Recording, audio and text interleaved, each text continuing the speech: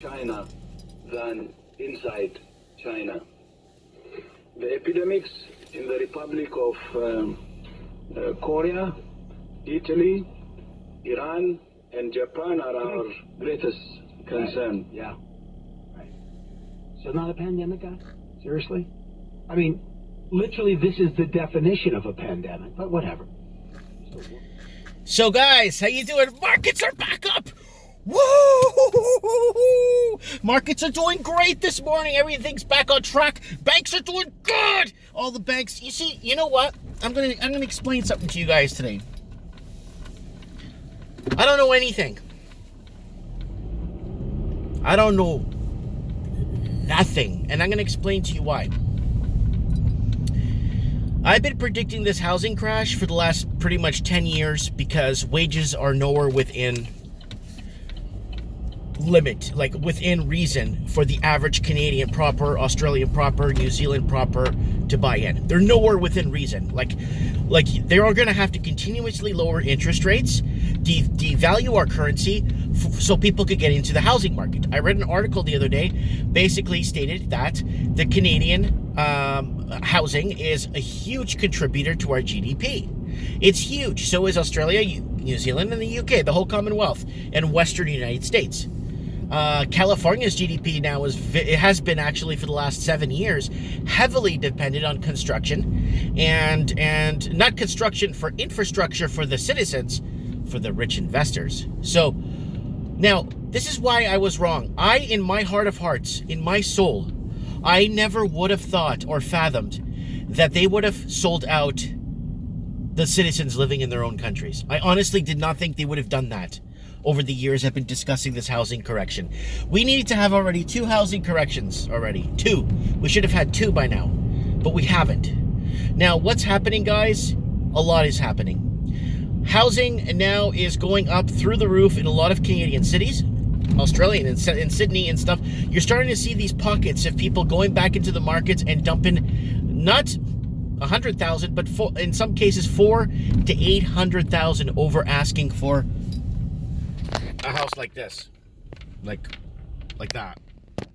Yeah, millions of dollars. So, guys, this is not good. The reason why I just can't believe, the one thing I never thought of, I never thought they would sell us out this hard. They spin the whole washroom thing and the race card and everything and in the background as background noise, and then we go ahead and we kind of abide by it. But I'm looking at the logics, I'm looking at the numbers, I'm looking at the pitfalls, I'm looking at the losses, the deleveraging, the releveraging. I'm looking at cash flow. I'm looking at positive, negative cash flows. I'm watching it. Taxation's out of control. But what happens? Housing still continues to go up. Canada's going to have to import more and more people to basically get this under control. They're going to have to bring in more people. For the people that live here, hey, you're going to rent a room. That's your choice. You voted in, whoever voted in these people. I didn't vote for these guys, but whoever did, hey, guess what? It is what it is. Majority of the country did. I mean, not a majority, but a good percentage of the country voted these people in. So who are these people?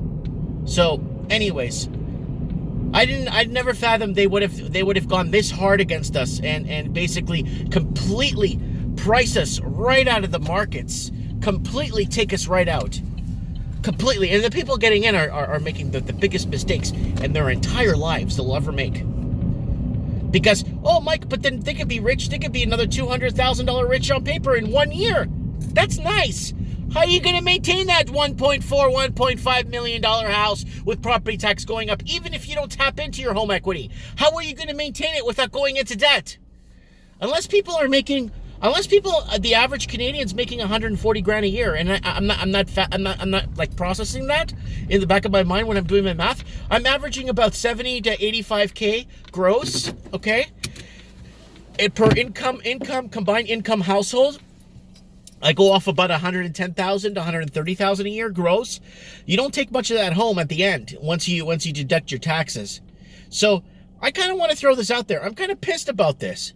I'm really pissed. Markets are doing good. Don't worry. Hey, you know what? They're building more hospitals in Iran for the flu. It's the flu! They're going to build a few more hospitals in 3 days. Why, if it's for the flu? Why are they closing borders for the flu?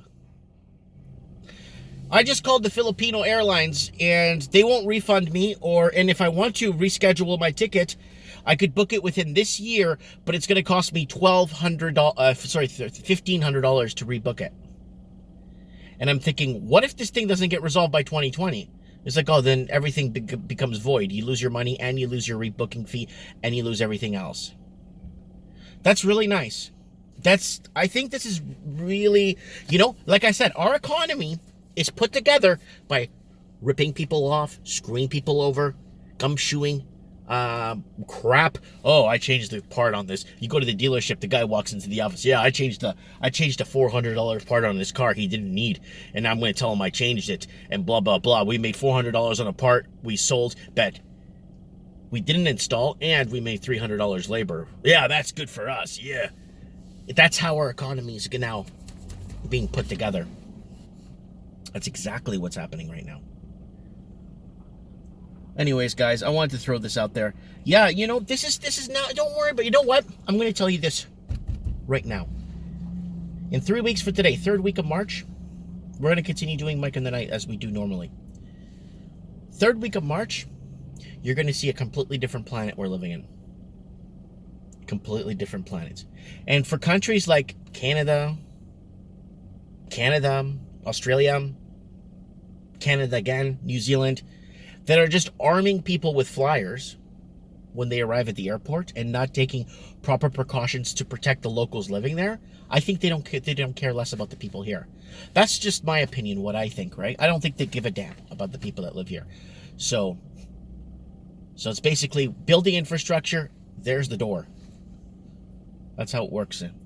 Anyways. Yeah. Woo! Anyways, guys, let me know what you guys think. I'm gonna go. I got a pile of sales I made online. Hey, it's good for me, eh? Let me know what you guys think in the comments below. Morning coffee with Mike. I've been drinking coffee this morning.